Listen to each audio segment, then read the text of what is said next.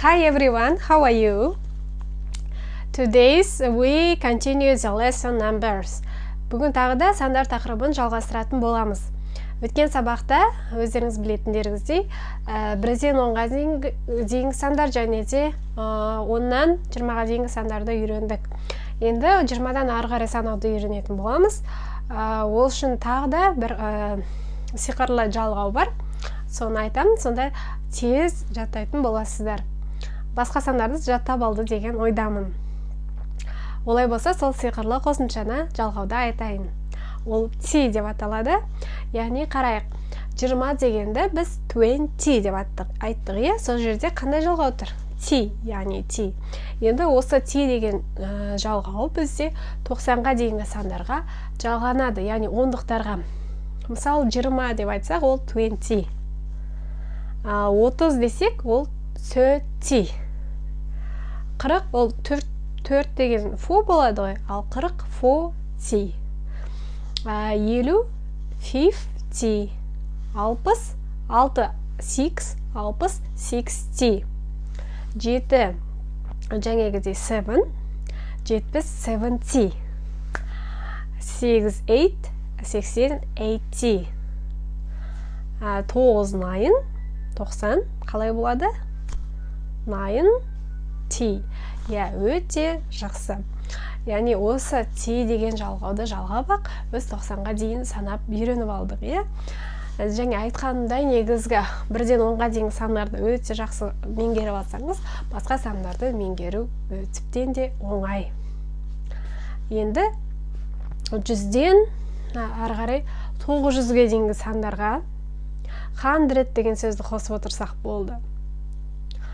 Мысалы, 100, 1 деген 100 дейміз. Сонда 100 деген сөз. 100. 200 қалай болады? 2 деген қалай? 2. 200 яғни 200. 300 300. 400 400. 500 500. 600 600. 700 700. 800 800. 900 900. Ал 1000-ды бөлек айтамыз.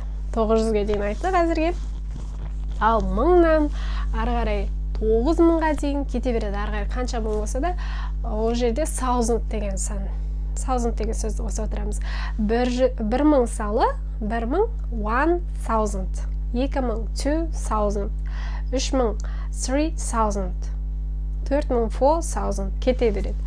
Өте жақсы, сонда негіздеріңіз болса, 10-ға дейінгі сандар жақсы білсеңіз, қалған санды, кез келген санды айта аламыз. Енді толық ондықтарды, толық жүздіктерді, толық мыңдықтарды қалай айту керегін үйренсек, енді мысалы 25 деген сөздерді айтып үйренуге, ол үшін жаңағы айттық 20 деген 20 дедік қой, оған 5-ті қосамыз. Сонда 25 дегеніміз 25 болады. Енді 34 деген айтып көрейік. 30 деген 30, яғни оған 4 деген қосамыз 34. Сонда 34 деген сөз шықты, өте жақсы. Оңай, е? Енді келесі, мысалы 145 деп айтып көрейік, мысалы. 100 деген, е? 100, 40 деген 40, 5 деген 5.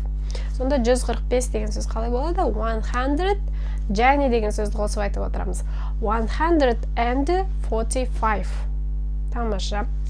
Very nice. Үйренді деген ойдамын. Өте жеңіл, е? Келесі 1000 да айттық. Мысалы 9000 деп айта аламыз, е? 9 дегеніміз 9000 дей саламыз. 10000 деп айтсақ та болады, е? 10 деген 10. 10,000. 10,000 деген сөз. Жаңағы миллион дегенде ағылшынша миллион дейміз. Ал миллиард дегенде billion дейміз. 1 миллиард 1 billion. 100 дегеніміз 100, е? 100 деп те айта аламыз, немесе 100 деп айта аламыз. 100 billion. 100 миллиард деген сөз. Сонда біз шексіз сандарды үйрендік, барлық сандарды ағылшынша үйрендік. Ал тағы бір ескеретін жай осы сандар туралы. Енді біз жылдарды айтып көрейік, жылдарды сәл өзгешелеу. Мысалы, мен туған жылымды айтсам, мысалы 1995 жылы тудым дейтін болсам, бұл сандарды 2-ке бөліп айтамыз. Және 1000 дегенде жай айта бердік қой. Енді бұндай сан жылдардың атауларын мысалы 2-ке бөліп айта аламыз. 1995 дегенде 2-ке бөлсек, 19 және 95. Дәл солай айтамыз біз ағылшында. Мысалы, мен толық сөйлемді айтып шығайын, мен осы 1995 жылы тудым десем, I was born in 1995. Яғни 19 және 95 деп бөліп айттым. Сіздер де дәл солай өз жылдарыңызды 2-ке бөліп айтасыздар. Және астында комментарийға жазып кетсеңіздер болады, өздеріңіздің жылдарыңыз қалай болатынын. Ал 2000 дегендерді жаңағыдай оны бөліп айтсақ, басқалай айту. Мысалы, 2000 және 5 жылы тудым деп айтуға болады, оны 2005 деп айтамыз. Или 2000 жылы туылған болсаңыз. Жаңағыдай мен сияқты 1995, 1996 десек, оны 2-ке бөліп айтамыз. Мысалы, 1995. Түсінікті деп ойлаймын. Сонымен сандар тақырыбы. Енді келесі сабақта мен осы сандардың біз санау, яғни сандар өзі 2-ке бөлінеді ғой, жаңағы реттік, есептік деп.